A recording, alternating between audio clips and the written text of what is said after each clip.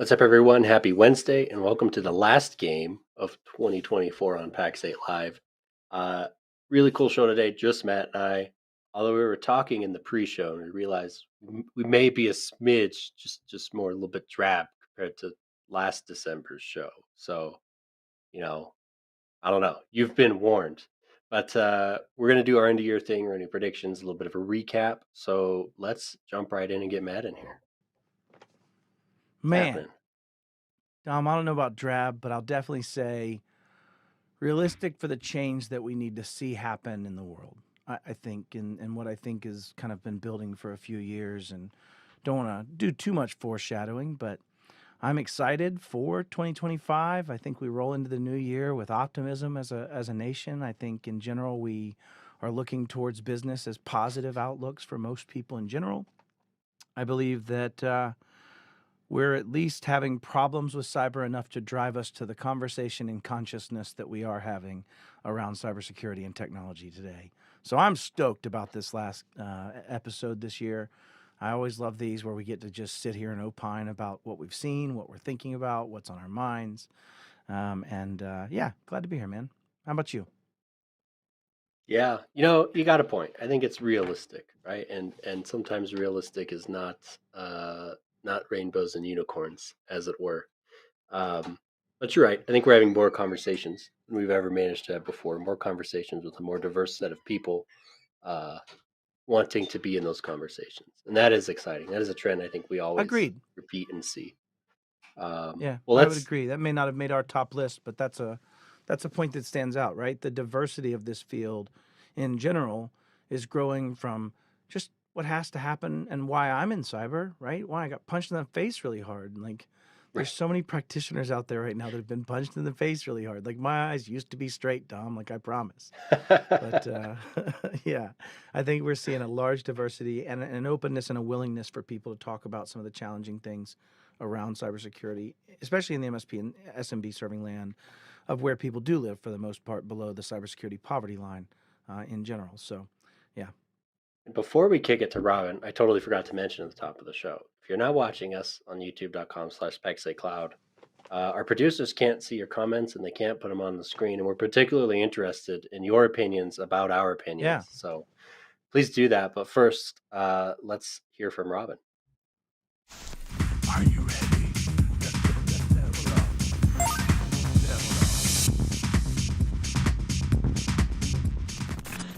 Data governance for dummies.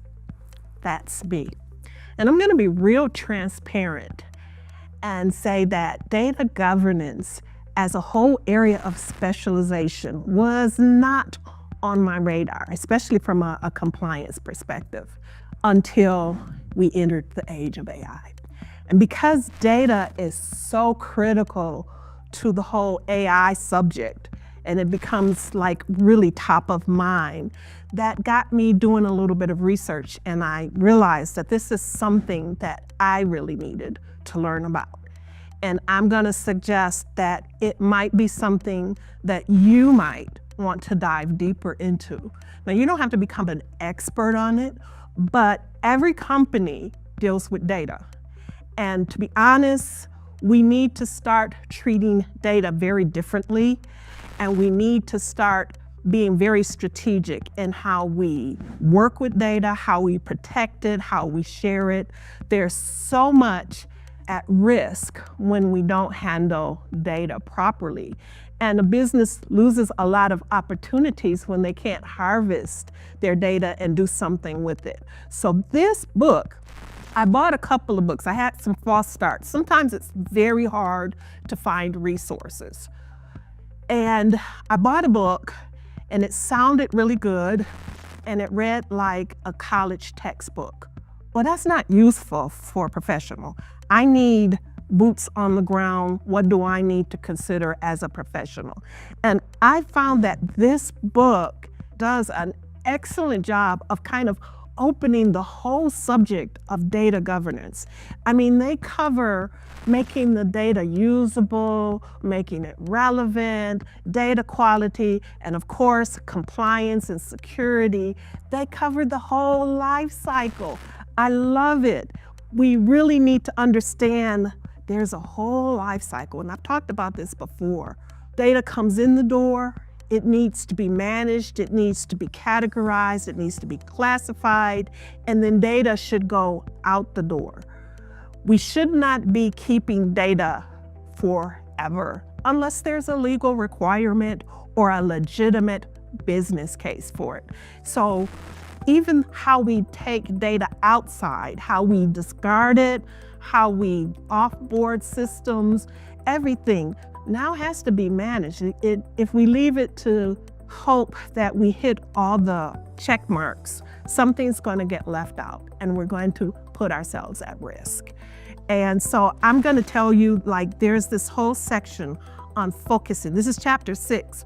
Focusing on the fundamentals of data governance. It does an excellent job of defining those key elements, core topics, and then you can decide, okay, do I need to know more about this? Is this relevant for my business? Do I need somebody to develop some expertise in this space? The whole life cycle is covered and they do a really good job. ISO 27001 talks about information inventories. Your data is an asset. And the thing is, when you're trying to have data and it's not standardized, it becomes a problem for it to be usable and effective. I mean, something as simple as the dates. So you go from one country to another, we use dates differently. But when you're trying to pull something and you're trying to do summaries and all this other kind of stuff, the usability of the data actually contributes to being able to get the best information out of it. And it also contributes to being able to secure it. So this is a must-have if your business has data, and I really don't know too many businesses that don't. Level up. Level up. Okay. All right, Robin with the book suggestions. I think her Amazon affiliate link is down there, right? She's gonna make a click on that. That was a raving endorsement. I mean, I have to get that book. It was a raving endorsement, and it's tackling a problem that is the overarching problem, I think, in cybersecurity for all of us, like big, small companies, doesn't matter, of people just haven't grappled with the understanding, and they say they do, and they say it out loud that they do, that the understanding of data is what matters, y'all. Like, how many MSPs out there that are watching actually know what data people have it classified, have it separated out, understand what matters to a company, understand the things that matter to them contractually? What about your own self? Like, what about you even? I think, Robin's calling out the symptom to a larger problem, and that is that governance needs to start at the top, and then you actually have to take operational actions to accomplish things. It's kind of interesting how that works. So, yeah, anyways, brilliant words as usual. Even in my and personal yeah. life, in a secure digital space, I have precisely the required legal amount of tax returns. Right? Nothing Sure. before that Yeah. is discoverable. It's not there. Not that it would need to be. Yeah. But, Well, and you can set time of debt, like her point of saying, data life cycle, like cradle to grave. Yeah. Right. And it also goes to pre-classifying which data is cattle and which data is pets, right? What needs to stay around and how long, and which one do we ephemerally replace, right? And use for the Right. commodity that it is. And I think that's the thing we don't think about a lot as well. So, and those are going to come up in some of our predictions and some of the things we're still seeing this year. Dom, what do you want to start off with? We got a whole laundry list to get through in this conversation. Yeah, I mean, let's start with 24. Let's spend a few minutes of the Okay. show. We'll kind of look back. Let's pick a piece of good news, right? And we pointed out that we're actually arresting people for doing bad cyber stuff.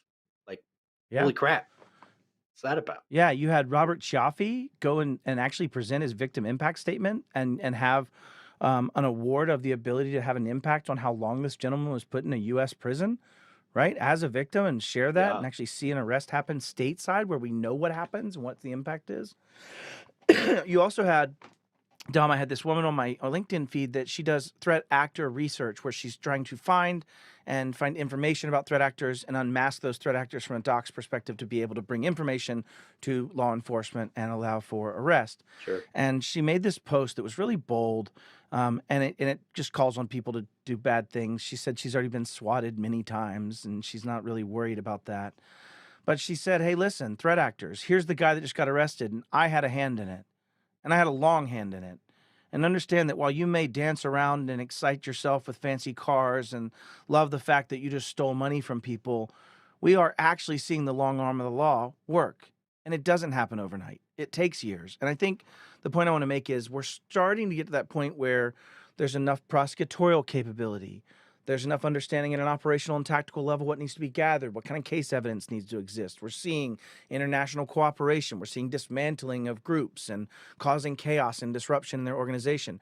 We've seen things like VPNs that were just made to actually trap threat actors, right? And grab Right. data from multiple different federal authorities. So we've seen a lot of those positives play out that are really, I mean, just a tiny, tiny little stem of some of those things being kind of removed, right? In 2024, we've seen adversaries be pursued and arrested. Well, I think an important piece on the flip side of that is how many assets can they recover? I guess how much currency can they recover, right? Because if you steal $100 million, it's going to take you a minute to spend $100 million. So the hope is Yeah, to, just like you would in sort of like a white collar, investment scheme or something, you would look to recover assets and get them back to people, right? right. At least try it. And I think the further we get into this, the more of that we start to be able to do as well, which is really where the power. And Putting people in prison is great, but making people whole would be yeah. amazing, close to whole. And I won't say, because I'm not at liberty to say, but there are forces like that playing out. I won't say how much and to whom, but there Yeah, are victim impact funds that are starting to play out that are coming from remuneration from those threat actors or from actual absolute recuperation of funds, right, in different forms and fashions. So you're starting to see some of nowhere at the scale of the loss, right? Like that's the challenge of this is nowhere at the scale of the loss. Um, and I think that comes from what we're starting to see in general is the basics are still the problems, Dom. Like we've talked about yeah. this in every year, and we joked in the green room that maybe it'll always be that way. And I don't want to be that disbelieving in positivity and forward growth, but it's still the basics. We like to make off like it's these fancy attacks and it's these things that no one could have avoided. And we toss around 0 day and you hear people use exculpatory statements like advanced threat actor. What did they advancedly take the password you use? Summer is fun oh Right. 01? And like, how advanced is that? Like, it's, Right. anyways, it's still the Well, and basics. even from a nation state perspective, like large in part, if you're being targeted by a nation state, they're getting you with the basics, right? They don't need to get you with a 0 day, nor are they going to burn a 0 day on anyone we know, right? Like that's just not reality. If you have something like that, it's an extremely valuable asset that you can use one time. So they're not just cooking those all over the place. But I was getting ready for a presentation that I have in January. I was pulling it together and I started pulling slides. I've been using the same slide for the five base. It's MFA, it's backups, it's the least privilege, like the five basic steps. And I took it from a Microsoft report in like mid 2023, I think. Right, like I'm citing an 18 Yeah. 20-month-old report, but it's changed some. We're going to It get hasn't into changed that data, but much. like that's yeah, it's the same thing. Yeah, it's the same problem. I will say, and we'll get into this when we get into predictions that Jason Slagle talks about here and popped into my channel personally. I'll bring up a few of those, but I think to your point earlier, we have forces at play that we started seeing in 2024. Secure by design, secure by default mantra started playing out. The secure by design pledge started playing out as useful or useless as some might find that to be. But at the same time, we talked about not needing to use a 0 day, like slash and grab, Right. right? The ability just to put a trailing slash and have access. We have Clio Right. just yesterday. We have CrowdStrike with the panic and overall crash. Like our code is trash. Like our code is hot garbage with oil poured over it and an air source in a giant dumpster waiting on a spark, right? I think that that's where we kind of live right now is that the quality of the software, and you've heard me talk about this middle theory before, that products only rise to the maturity of their consuming entity or fall very much below for very long, and the maturing of the consuming entities started. We're starting to see the yous and the me's Right. and the Jasons and the hundreds of people I get to interact with, and the ones, some of them self-selectively watching the show, mainly just to know how much of an idiot I am. But seeing those things and be able to actually drive forward and make change, we're seeing that change to where the maturing entities driving companies to be more secure. I mean, it wasn't that long ago that Bishop Fox was threatened to be sued for releasing a vulnerability. I'm oversimplifying that problem. But ultimately, we're starting to see all of these things come up. The speed at which threat actors respond and use those tools is very quick, although not all that honed. And we'll get into this when we get into the predictions. But, back to Slash and Grab, and Jason was involved in that with me. The threat actors found that it was a remote code execution and that they could get onto this host and they could run stuff. They didn't really, at scale, realize that they could run commands on millions of machines behind it by simply logging into the UI. They hadn't made that overarching connection, Right. it seems. And, I think that is going to be a powder keg. I think 2024 is the point that we're realizing we're sitting in this dumpster and that we're in a powder keg, but 2025 we'll get into here in a bit. So Well, we just basics still stumbled problem. on. I think the article said 25,000 unsupported Sonic walls on the Yeah, edge. 20,000, yeah. 25, something like that. Just because someone Right. looked for it, bro. Like, Right. I mean, Right. Yeah. So the basics. But let's talk about. We called out the United Health Group or the Change Healthcare. It's one and the same, and I pulled that one yeah, out because it's so massive. I think I've yeah. gotten letters that's had the Change Healthcare logo on them, like 3 prior owners of this house that I live in. Like it's massive, right? So we're still seeing the Hollywood events, right? The ones that are like, Yeah. oh damn, And ones that or the get Social glossed over Security and moved event. past. Yeah. Yeah, I think to your point on the Change Healthcare, we saw the scale and the breadth of it. And if you were impacted by it and you didn't get your drugs or you were suffering through that, it meant a lot more to you than it did maybe to people reading the yeah. article about it, I suppose. But I will also say that, we've seen how big the problem is, I think. And, Jason did say, and maybe this, well, I'll save that one for later because it's also predictive. But the point is that we're starting to realize in 2024 where we are as a problem statement, I think. I think as a nation, as a globe, I think in general we saw movement. I got to a point last year where I said, this year will be the year of the GRC. And I said, this year will be the year the NMSPs will really hone in their framework capabilities, and only to find out this year that everybody been lying. Nobody raised their hand when I asked this year, are they actually doing it? And it's because they actually realized they weren't. They were lying to themselves. They were checking a box, barely checking a box, right? When you really dig into it, even just at the MSP practitioner level, let alone global and corporate and anyways, all of the things that play out. So you saw that play out in CrowdStrike, right? Code testing challenges, kernel panic causing massive outages because people didn't think about resilience and how fragile the ecosystem actually was a byproduct of that. Even going back to United Airlines and all the impacts that came from several systemic function outages from those things, the Delta Right. experience versus the Southwest experience. You had the rise of kind of the to your point, we talked about this before, tons and tons and tons of AITM attacks. You see that people are not always leaving a service out. They don't have as many servers. You're seeing a decrement down from that in that regard. And so it is the AITM and the advanced attacks from an adversary perspective of stealing the token, which is really more about the identity. And we'll come to that in our predictions, right, Dom? Well, But it we comes saw off the that back playing of out as good well. news actually too, because that same report I was talking about earlier, I think the number was 22%. Don't quote me, but it was somewhere around there. Strong auth adoption, right? Which Yeah. would infer that 88% were password only across Azure AD at the time, but Entra Or ID. other auth that was Right, phishable in the middle, being right, in that right. set No, of no, no, tokens. no. That was single factor auth.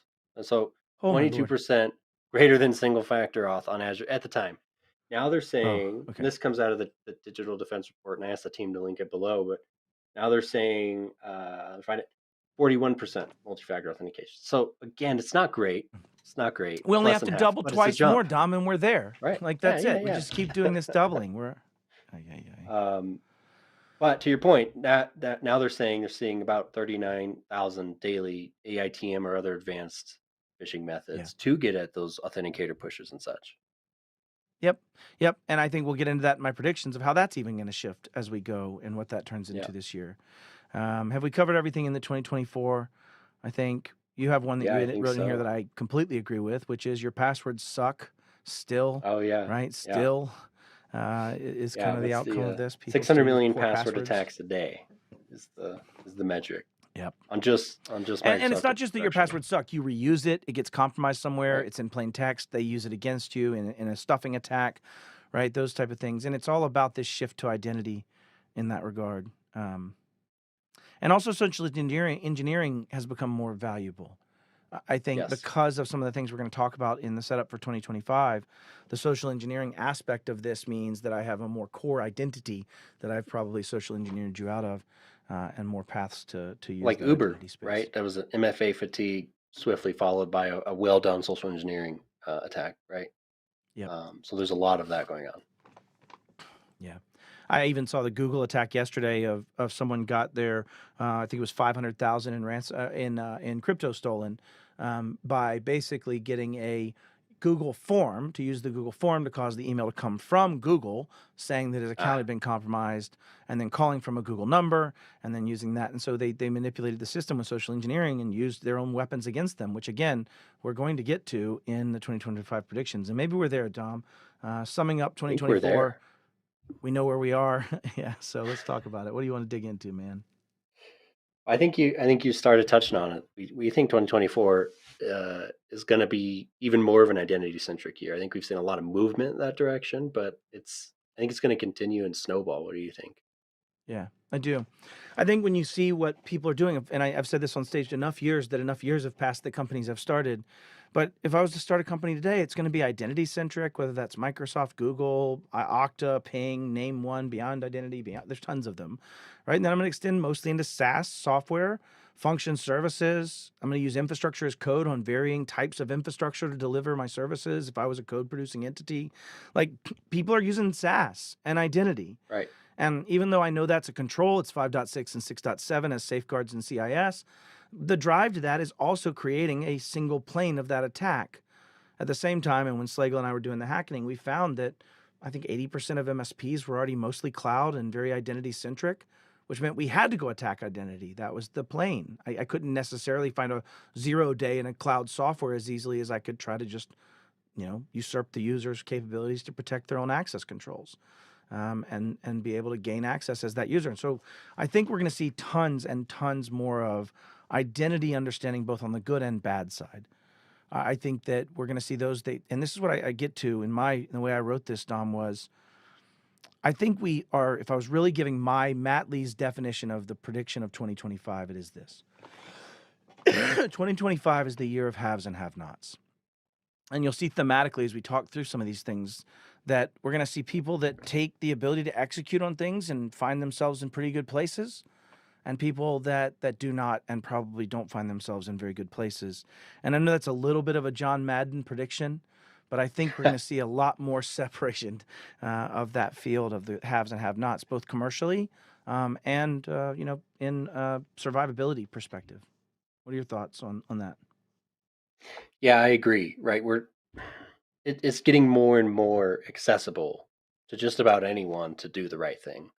Right. The cost of tools has started to come down. The cost of holistic solutions, even right. We talk a lot on my team about business premium, and we drive adoption of that all over the place. But there are people that just won't. Right. We still, to this day, and I don't think it'll change quickly. We still have arguments about whether or not MFA is dumb because it takes me an extra second to log in. Right. Yeah. That is still a debate we have. I still get grilled, and I'm sure you still get grilled when we say MFA is a baseline. It's not an enhancement, and we're Yeah, like, that's table like stakes, right? Like, that's yeah. that's still an argument, and that's a lot of what concerns me. And we also see market forces pushing these sort of, to your point, the fancy stuff, like stop the APTs and Yeah. the Hujima what's it and whatever fancy name Microsoft has given someone, but we're still not focusing on the basics. So we have market Yeah. forces that are pushing towards fancy stuff when we still haven't locked the door.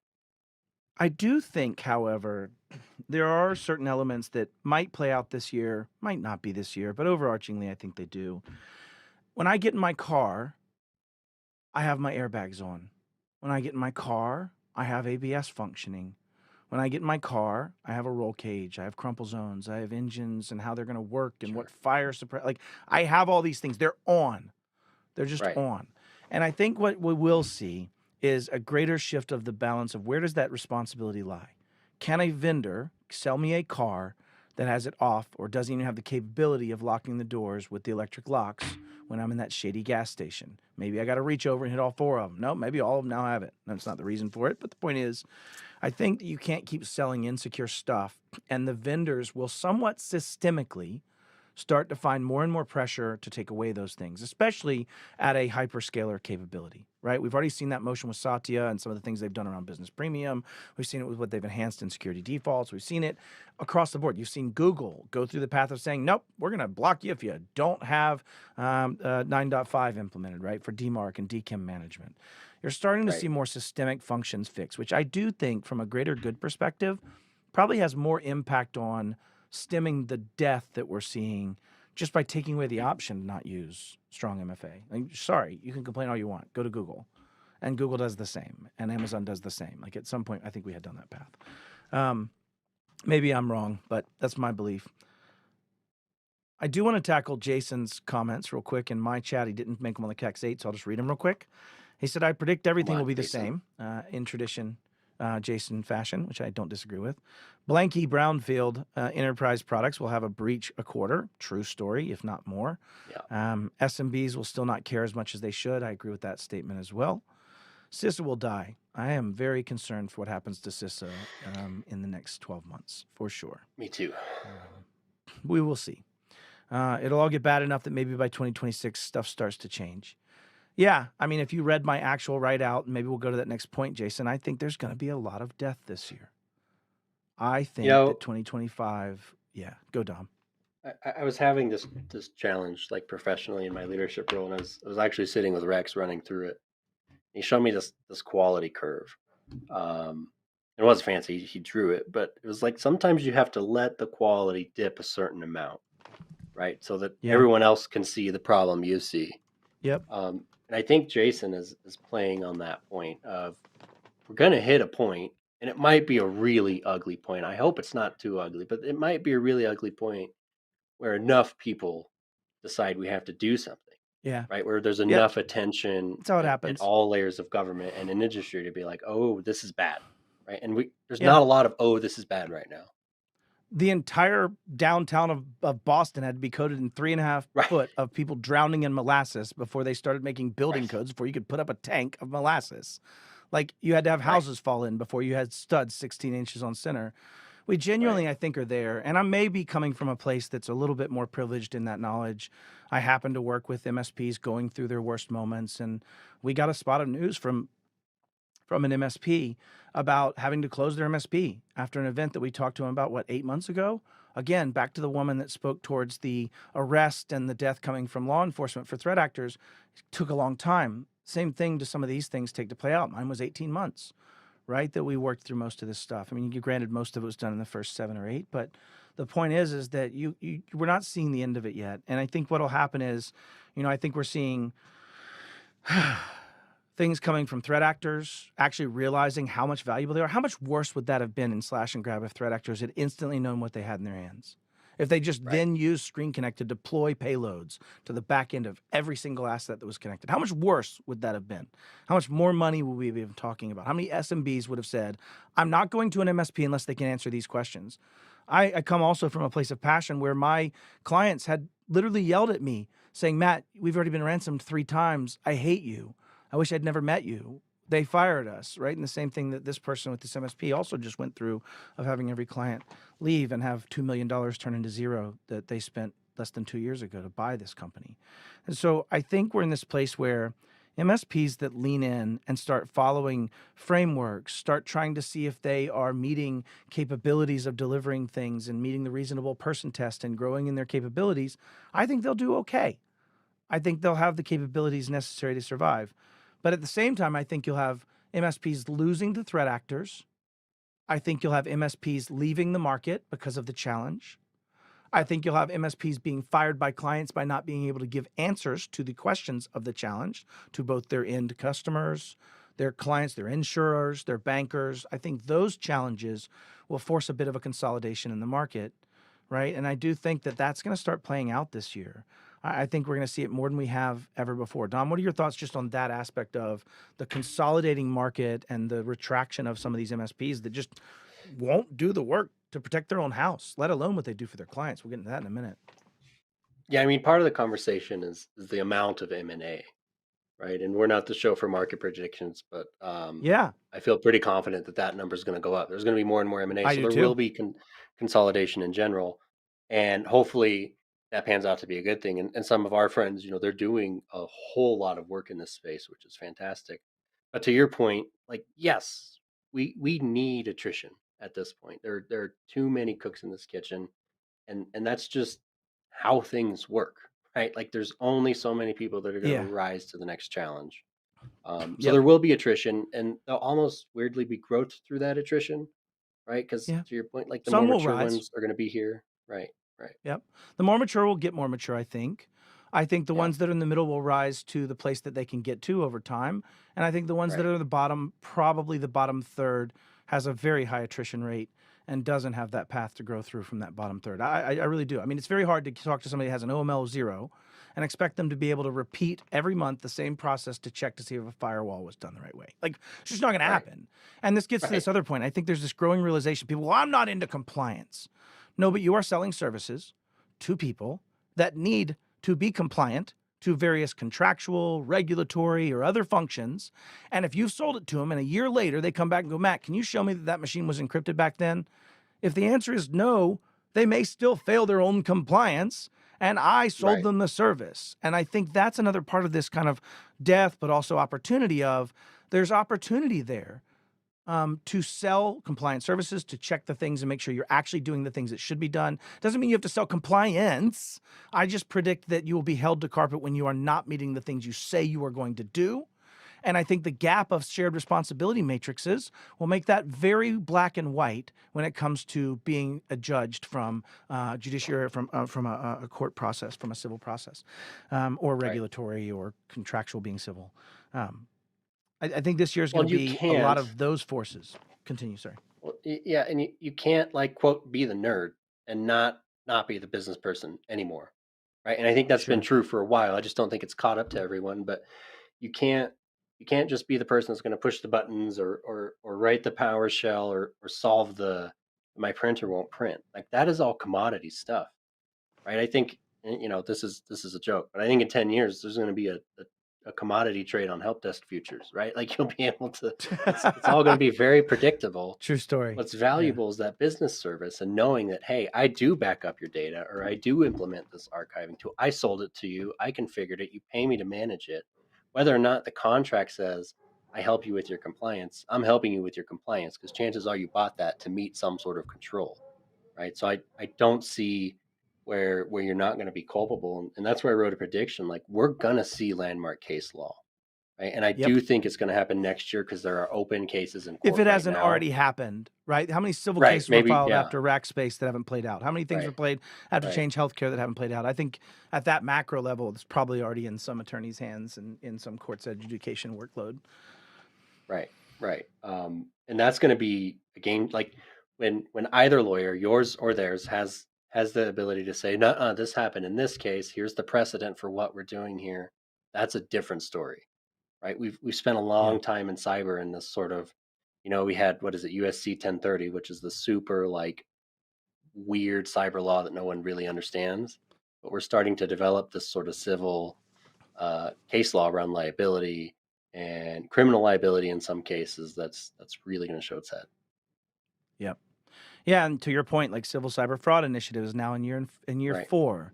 Right, Department of Justice has been really working on that. We heard the announcements of audits potentially for HIPAA, right, where you're actually looking some maybe before the breach conversations that might Thank happen God. there that would find you to be in fault there, along with the Civil Cyber Fraud Initiative. I think to go along with this year of attrition and death, I also think this is a year of growth, right? You talk about CMMC. You were in this chat that we were in, and we are talking about how CMMC is coming, and now there's tons of Right. suppliers that just might get forced out, and maybe that'll force the mom and pop out, and then it'll drive. But the answer also was, I know somebody that bought a 240,000 square foot unit right next to themselves, and they have machinos that fill football fields end to end that they've bought in preparation for Right. taking business from that guy when he can't do that part anymore, and that gal when Right. she can't do that part anymore. So I think in that market, you actually do have people that will be ready to take that and move forward with it. I think there'll be people that will be able to explain and defend the services they offer. I think there will be people that have better definitions of shared responsibility. Here, client, this is what you do. Here's what I do. Here's where my edges are drawn. Here's where we go forward, right? And things like that. I think this is going to be a year of people that are ready to take advantage of these forces and dodge the threats while moving forward with taking business from the ones that can't. I think we'll both see an increase in the overall per seat price for those people willing to buy as they Yep. transition from the first MSP to the second. And I think we'll see what we very believedly need, which is the reduction of just being able to have anybody say, I'm an MSP. And I think that that's what needs to continue happening, especially at the SMB serving world, because we serve their capabilities as a SMB.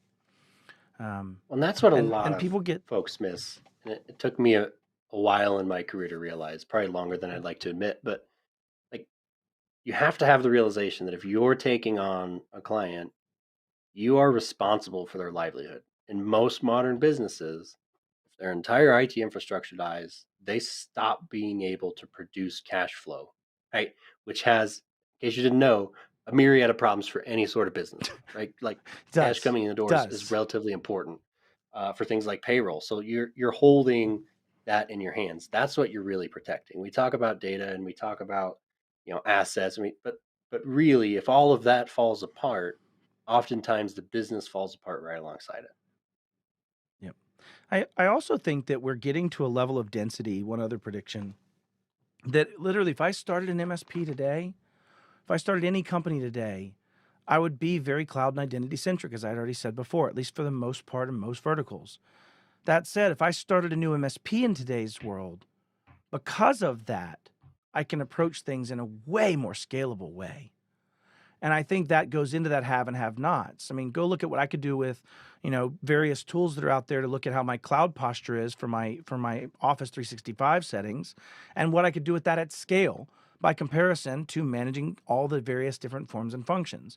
Now, as we start extending that into every application is basically the recipient of a conditional access policy, and at least to the Right. edge of that application, we can control the identity, the token theft, the how things are signed in, how we alert upon those things, and we start driving down this path. I just think that when you bring those systemic function changes, force the hyperscalers to be better at what they do, the Microsofts, the Googles, the AWSs of the world, as they rise that and also rise the bar of what is like okay, like no, you can't just have a TOTP and not have it be able to be tied to something with a stronger auth when it comes to more administrative functions or those type of things. I just think it does mean that you could scale the crap out of an MSP between automation, between API capabilities, between the security that we look at from that identity centrism. I could deliver a very unified experience to people. And I've said this for 10 years, but it gets more and more true every year. And I just think that this is going to be the year where I could come in with that story and take business from people that don't need to be in the business, in my opinion. Yeah, yeah. Well, you actually sparked a smaller tactical prediction of mine because we're seeing this improvement in MFA, and like I said, we're still below half, but we're over a couple of years a fair few percentage points higher, and I think that's great. But now we're already seeing attackers pivot. We're seeing the AITM, we're seeing the more advanced phishing, and we're seeing social engineering. Right. So I do think there's a really rare opportunity to be ahead of threat actor curve, and this almost never happens, right? But you could, they're saying less than 1% of attacks was their thought on AITM and the like, right? So if we could evolve and start using strong auth, start getting a passwordless Yeah. and FIDO Like and passkeys, AITM virtually goes away at least today. with Yeah, just using FIDO2 or passwordless with Microsoft. Like that's it. right, Like the AITM right. theft of that token is virtually gone in the workflow process. Now, I did want to make another slightly tactical prediction. I do think that AITM will pivot very much to using social engineering and device Yep. registrations because they use a Microsoft link. They send in Yep. Microsoft right to the person, to the user. And I also think that this is one of those where vendors like the Avanons and the Microsofts of the world could filter for those and just give native static rules that say, hey, you're using a device registration link. Did you mean to? Are you Right. sure? We've intercepted that. For those that don't know how that works, the device registration link just allows you to basically register a device and have a token granting or a PRT or a primary refresh token to use as that device and as that identity from that device, and get into all kinds of graphy things, right? And have access to all sorts of things. And what's great about it is I don't need to get through your spam filter. It's a Microsoft link for the most part, right? I'm sending you a legitimate link, asking you to go to a web page from Microsoft, and then giving you a code that I've generated that allows me to register my fictitious device for you. So I do think we'll see a rise in AITM. Huntress did a post on this yesterday, so I want to shout out to them as well. I did worry But that yeah, you the rise almost of the went AITM shift. Kerberos on us there. You said What's ticket that? granting, and I was like, no, I you did almost went almost go Kerberos on us there. roasting. I did. I totally did. But I pivoted. Uh, Oh man. Any other thoughts to close us out, Dom? I mean, I'm positive because this is the change we need to see in the world. I'm not positive for the yeah. pain it's going to be for a lot of people in the next 12 months. One point we wanted to hit on was the customer, right? And where's the customer at? And you and I are in a mutual signal group. We were having conversation about this, about how um, customers, frankly, don't care. And I don't think it's they don't care. I think it's they're either, some of them don't, but I think a lot of them are ignorant to the situation on the ground, right? And it goes back to the news cycles and that Change Healthcare makes the news and Tom's veterinary shop doesn't, right? But there is a systemic problem of customers or end users, business owners, business leaders are not incentivized to deal with this problem. We talked about HIPAA audits. No. We are all kind of laughing, like, yeah, that might happen. Maybe we'll see. Like, there's no teeth behind you need to do this until it's already done and the damage is there. And that's where I'd Yeah. really love to see more progress. And, you know, I feel bad. I don't remember who said it, but they brought up like it'd be really nice if it wasn't punitive, right? If it was the Sure. front end sort of here's a benefit of doing better, right? I think they Yeah. suggest a tax credit, but whatever that is. I think it's coming. I think one of the challenges, you don't have a standard with which to measure someone at this point, right? Like Right. even as you looked at the Right. grasping at straws for the insurance players and just all, Right. there's just not great standards to measure. But I do think the next easier path that doesn't take a massive acts of Congress is having SBA require you to have certain requirements Yeah. for your loan. But to your point, it could be beneficial, right? In the sense of, hey, if you're going to get this loan, you have a SSP and you have an MSP that can meet these standards, then your rate goes to prime plus 2. If not, it's prime plus 12. And you can start Right. letting capitalism sort that out, right? And make the Right. risk be commensurate to the risk taken for those organizations. I just think we're getting a clearer picture of risk. The other thing I think that comes from the identity side that I didn't touch on that's positive is the shift. You know, Sean Atkinson at CISA said that ZT and ZTNA will drive the identity centrism. But we're not just talking about the identity of the user. There's also the identity of the asset, that device attack we talked about. There's the things like ABAC that'll be playing out more and more. We'll start saying, hey, is your device healthy? Dom, is that thing jailbroken before you sign in? Are you actually Right. healthy and doing your patches? And we'll start, to your point, Dom, instead of those back end failures and everything's already done, we'll start checking the front end before we let people in. That's the purpose of ZT and ZT principles in that regard, right? And ephemeral trust. So I think the conversation, oh, Jason said, back to the rate change. So we were working with a local banker on similar things. I'm not sure you can directly do that, but require insurance that covers the loan risk and make insurance be the boogeyman. Yeah, today. And in fact, that actually came up in a risk management association roundtable I hosted like literally 10, 12 years ago, like 2014 or something. That's been 10 years. So 10 years. 10 years ago. And that's what they came up. The insurance said we're screwed. And at that point, we really hadn't seen that change in insurance. And banking said we're Right. even worse because the law prevents us from doing that. It's discriminatory. And so we get into Right. those type of practices. And so we don't have cyber risk as a judgeable rate delineation for Well, current loan interest rates. let's dig into that. And I think the session clock's a little off. So if the It's okay. producers We'll need get to through drag it. us out, they can. But They can drag us off with a hook. banking law, you've been in this, so correct me if I'm wrong. It just feels like one of the most archaic pieces of law in the United States Code, and I imagine that's FFIEC fairly last true updated globally. its, I think like FFIEC last updated its working with managed partners in like 2019. Like Okay. It's been a minute or two since 2019, and there's been a few Right. changes in the MSP world since then. Like, If you yeah, go into controls around, to your point, how you decide on creditworthiness and what are the risks, and sure, you can't even factor that in. But there are very few bigger factors, right? yeah, It's right now like for sure. if that business dies, that's a problem. And if you look at it holistically, you can go back to 2008 and the mortgage crisis. There was a whole lot of people that couldn't pay their mortgages. Imagine if there's suddenly a whole lot of businesses that can't pay back their capital Yeah. loans.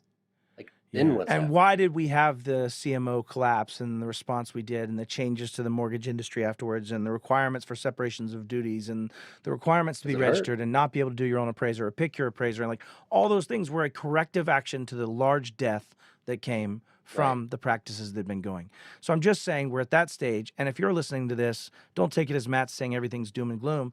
I'm just saying take an action.